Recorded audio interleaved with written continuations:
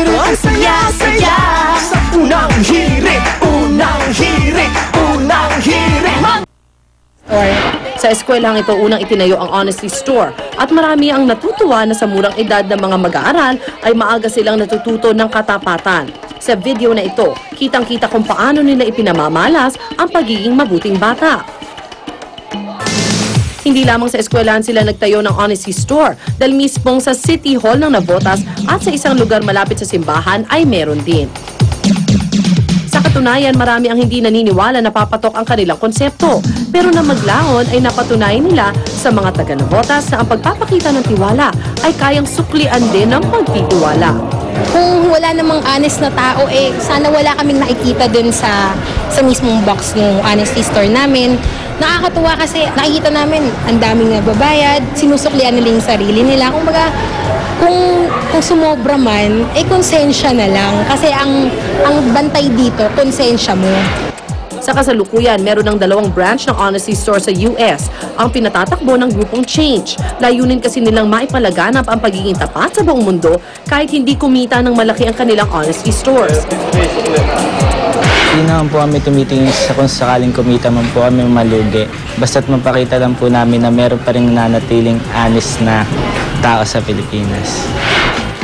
Nakatutuwang isipin na sa panahon ngayon, may mga kabataang malaki ang pagpapahalaga sa katapatan. Sa simple nila mga paraan, ang sambayanan ay natututo upang maging mabuting mamamayan.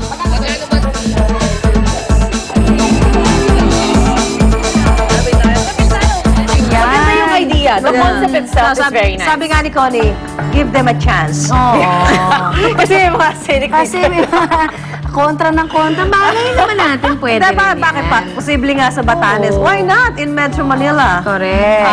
Anyway, punta na po tayo kay Susie at Luan. Cynic talaga. I believe. Yes. Kung positive din ang balik, di ba? Yes. Dapat. At kung may birthday, batiin. Ayun na. Happy birthday, Cecil Guevara. Happy birthday. Naku, marami nag-text sa kanya. Galing kay Loy naman to, Crescencio Corpin. Happy birthday din sa'yo. At galing naman kay Mang Rick.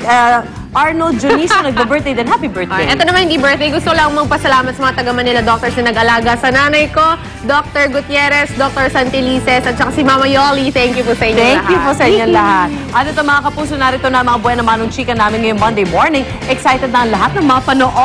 Yes! Sabay-sabay tayo para maingay tayo. Ang remake ng Pinoy classic movie na Temptation Island. Kaya naman sa premiere night kagabi, full support ang fans ng ating kapuso. Super support. Super! Ito na po, inaabangan na talaga nila ang mga pasabog na movie ni na Heart, Solen, Lovey, Rupa May at Maria. Narito po ang pagsilip natin sa kanilang naging premiere night. Panoorin po natin ito.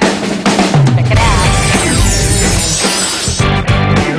Kagabi sa SM Mega Mall, dinumog ng fans ang premiere night ng pinakaabangang remake ng Pinoy classic movie, ang Temptation Island.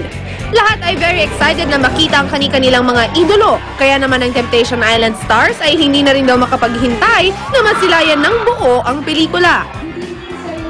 Ito na, parang lahat ng hirap ay ito na, mapapanood na namin. Siyempre nakakataba ng puso. Siyempre naman sobrang nervous ako. Pero I'm sure good turnout yung buong movie. So, but I'm just excited so that everyone can see what we went through for yung taping. Kaabang-abang daw ang bawat eksenang mapapanood dito na tiyak na ikatutuwa ng mga tao. Bro, ramadab-dab to beaches in a tub. I'd sell my soul to the devil for a glass of fresh water. Kumain ako ng apoy. Samantala kahit hindi kasama ni Marian si Ding Dong kagabi, ay masaya naman daw ito dahil naroon naman ang pamilya ng kanyang boyfriend upang magpakita ng suporta sa aktres. Nasa shooting Actually, nakakataba din ng puso kasi mismo si tita yung nagsabi na, yan, pwede ba kaming manood? Parang, sure po kayo, tita. Malandi po ako doon. Kaya mga kapuso, abangan ang pagbubukas ng Temptation Island sa mga sinehan sa July 6 na.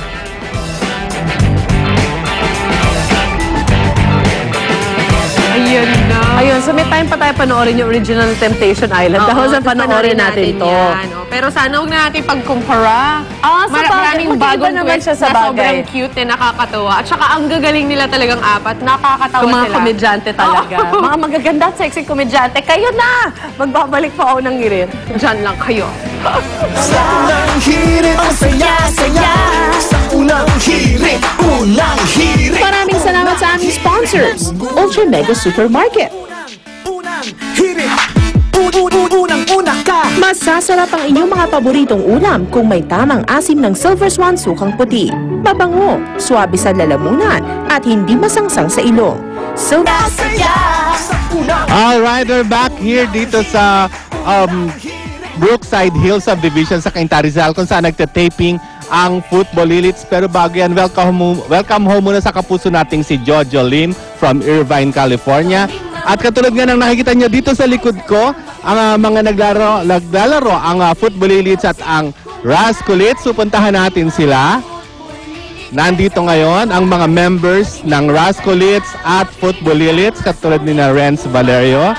At siyempre kasama ang kanilang coaches, si Coach Enrico at siyempre si Coach Frankie na ginagampanan. So, sana mo? Ayan. So, kumusta ba ang labanan ng Football Elites at ano yung height nito mga to, small but terrible to mga to. Ano naman yung height? Ito mga to, hindi makatakbo dahil ang tataba. Ito naman, hirap tumakbo, maliliit ang mga bias.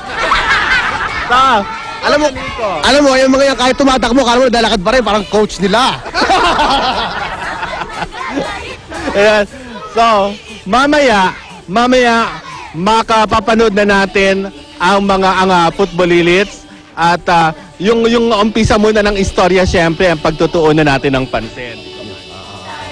Sana panoorin nila at napakaganda nito. Yes, maganda pa ba ito sa Bantatay? Oo, no? Oo, bigyan mo yung totoo. Oh, yeah. Siyempre, paganda ng paganda. Oo, at saka alam mo, hindi lang basta dahil uso ang football kaya namin ginagawa to. Gusto namin i-promote talaga na yung sport sa mga kabataan at saka yung camaraderie. Kita mo, ang sasaya namin dito kahit yung mga bata, hindi nag-aaway to. Hindi nag-aaway to mga bata.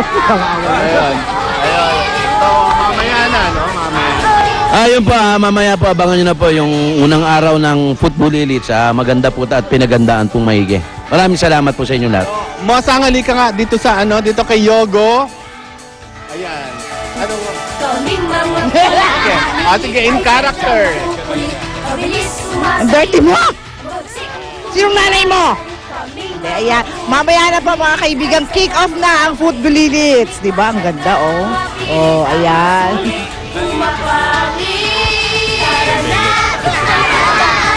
Yes. So, Yogo, takot ka bakit tita mo? Yes po. Kasi po, siya po yung umaapi sa akin, inaalilan niya. Ano kita? Okay. So, ayan po mga kapuso, mamaya na po bago mag 24 oras, huwag niyong kalilimutan. Football Elites, makakasama natin si Raymart, siyempre si Jenilyn, si Paulo, si Jean, si Mosang, si Benji, at siyempre ang Football Elites at ang Rascolites. Ayun. So, back to studio! Masamang nagagalit, mamuring kung naiibig ng ngayon. Football Elites. Ang saya naman nila doon. Okay, sa lahat po ng dog lovers out there, nahihirapan ba kayong pasunurin si Bantay? Asyo! Gusto niyo ho bang matuto siya ng iba't ibang mga tricks? Kaya kung gusto niyo, eto po may mga easy tips kami dyan. Kaya para magkasundo kayo at maging lalong masaya ang playtime ninyo ng inyong pet dogs, watch this. Awoo! Diyan ka lang. Dito lang. Gusto mo bang matuto si Bantay ng iba't ibang klaseng tricks gaya ng simpleng pagkamay at pag-upo? Kung oo, ang dog trainer na si Den ay may mga paraan upang ang aso nyo ay matuto. Sa katunayan, matagal na niya itong ginagawa, kaya naman kung nakaya raw niya ay siguradong makakaya nyo rin.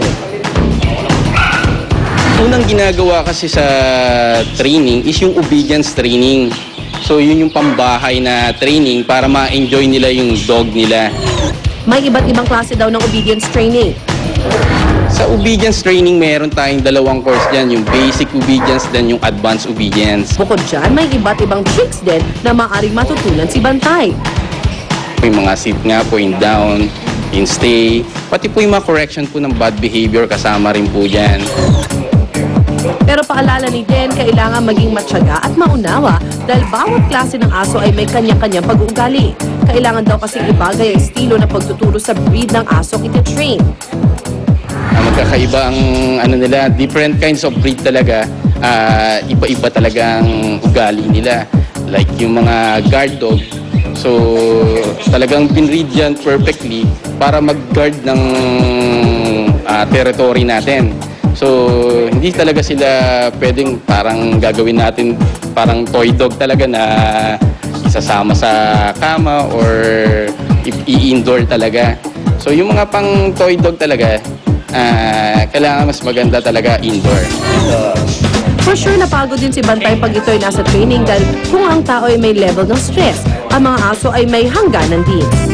Kaya ang bilin ng ating expert, so, kasi hindi natin pwedeng patagalin yan dahil may stress yung aso. Hindi yan nakukuha kasi sa patagalan ng training.